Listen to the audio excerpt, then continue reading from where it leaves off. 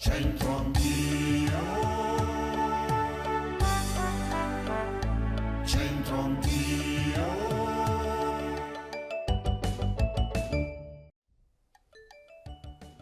Bentrovati amici, lo riconoscete? Questo è l'atrio del Teatro Grande. Il primo teatro che venne costruito in questa zona è del 1664. Fu il primo teatro pubblico di Brescia e venne concesso dalla Repubblica di Venezia all'Accademia degli Erranti, che riuniva la nobiltà cittadina. Il suo nome era inizialmente Teatro il Grande, in onore di Napoleone Bonaparte. Pare però che il condottiero, di bassa statura ed avaro di sarcasmo, non avesse gradito l'onorificenza.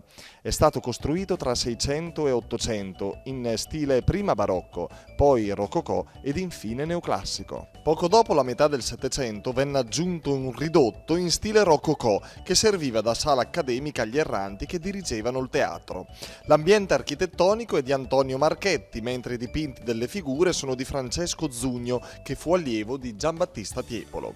Gli affreschi raffigurano allegorie delle arti e delle scienze sul soffitto, mentre sulle pareti vediamo personaggi in costume dell'epoca che svolgono attività musicali, conversano o bevono cioccolato indossando delle maschere. Vogliamo la verità.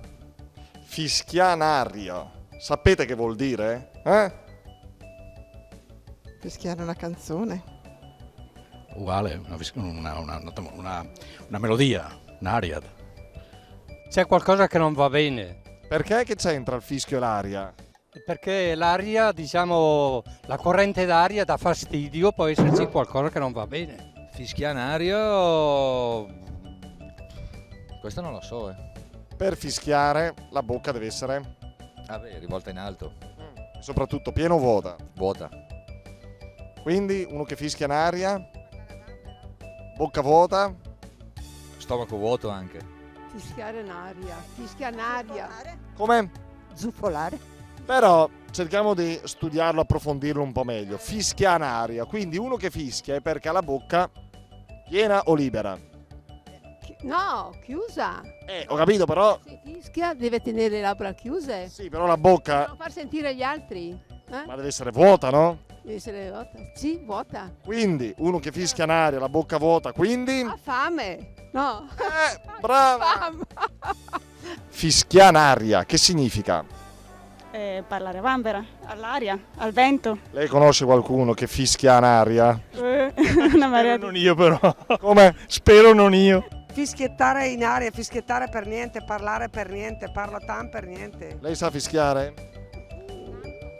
Lei sa fischiare, Chi dai. è lei? Lei sa fischiare? La nonna! La bis. La nonna bis sa fischiare? Bisnonna, dove stanno i bisnipoti? Ah, è lungo così, non lo porto in giro perché è troppo piccolo, più quando è più grande, sì, lo porterò.